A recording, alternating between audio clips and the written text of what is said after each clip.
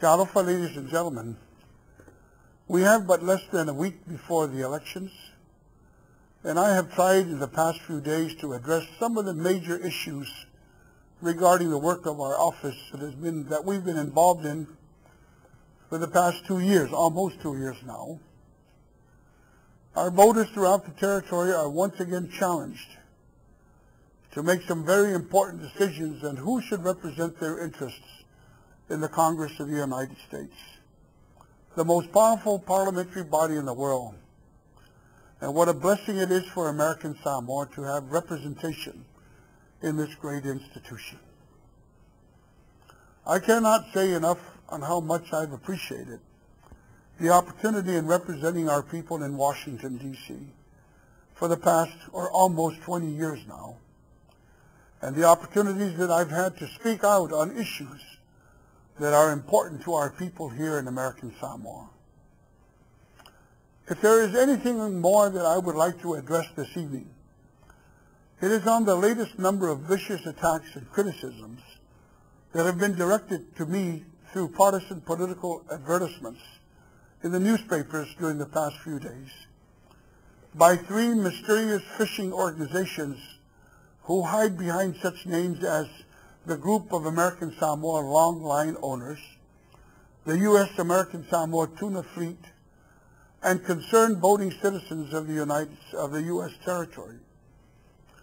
These people claim that I do not listen to our people and that I do not work for the best interests of American Samoa's tuna fishing and processing industry.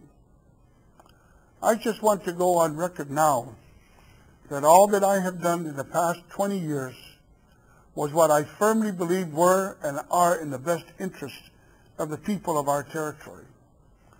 If these 3 anonymous organizations claim that they represent the interests of our people concerning the tuna industry, my question is, who are you?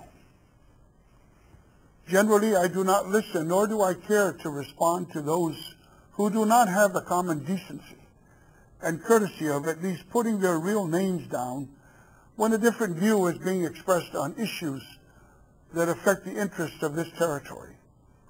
Because if these 3 mysterious groups have done so, then I would say you are sincere with your concerns. But by using pseudo-names and hiding behind closed doors reminds me of 2 Samoan proverbs I want to share with our 3 anonymous groups. The proverbs say, "Ia moktu le pa a ue loa. Aua le u le afa ai tongi le moa." Meaning it is important to be honest in one's motives, instead of appearing like one who is setting the chicken free, but is holding on to the string attached to its foot. As this may befall in a serious loss of unknown causes, like a mysterious fish that has broken the line and has taken off with a valuable fishing lure, applied to misleading and deceitful conduct by the likes of these 3 organizations that claim to protect American Samoa's interest with regards to our territory's tuna fishing industry.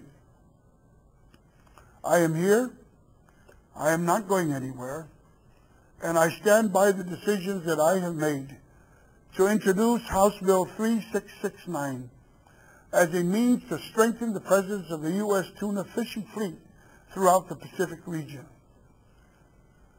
This year's election will be very important to American Samoa, given the obvious that the chambers of the Senate and the House of Representatives in the Congress, that the leaderships will continue to be under the control of the Democrats. It will be a tremendous advantage for our territory to elect someone who is also a member of the Democratic Party. For your information, I have served as a Democrat for almost 20 years now. In doing so, I have also had the privilege of working closely with both Democratic and Republican members of Congress, which in many instances resulted in the passage of bills that have benefited our territory. We are also very much aware of the fact that our nation will be electing a new president of the United States. From the very beginning of the presidential primaries last year, some 20 months ago, Congressman Abercrombie from Hawaii and I were among the first members of Congress to support and endorse the candidacy of Senator Barack Obama from the state of Illinois. Senator Obama was born in Hawaii. His father was from Kenya, Africa, and his mother, a Pa'alangya, a white woman from Kansas. In my humble opinion, Senator Obama represents a new generation of American leadership, who years ago, as I recall, an African-American minister, the late Martin Luther King Jr., perhaps in one of the most important and profound speeches ever given in American history, on the steps of that Lincoln Memorial on that August afternoon in the year 1963, uttered these words as a plea to a nation that was divided along racial lines. And Dr. Martin Luther King spoke that someday, as he had a sense of vision or a dream for his children's future in our nation, and I quote, "I dream that one day my 4 little children will not be judged by the color of their skin, but by the content of their character." In my humble opinion, Senator Obama may just be the first person of color or an African American who may just be our next president come November 4th. I respectfully ask that you allow me the opportunity to continue serving you as your congressman during these next 2 years. Vote for me on November 4th. God bless our people here in American Samoa, and especially the thousands of our men and women who serve proudly in the military forces of our nation. And bless their husbands and wives and children also. And may God bless America. Soifua.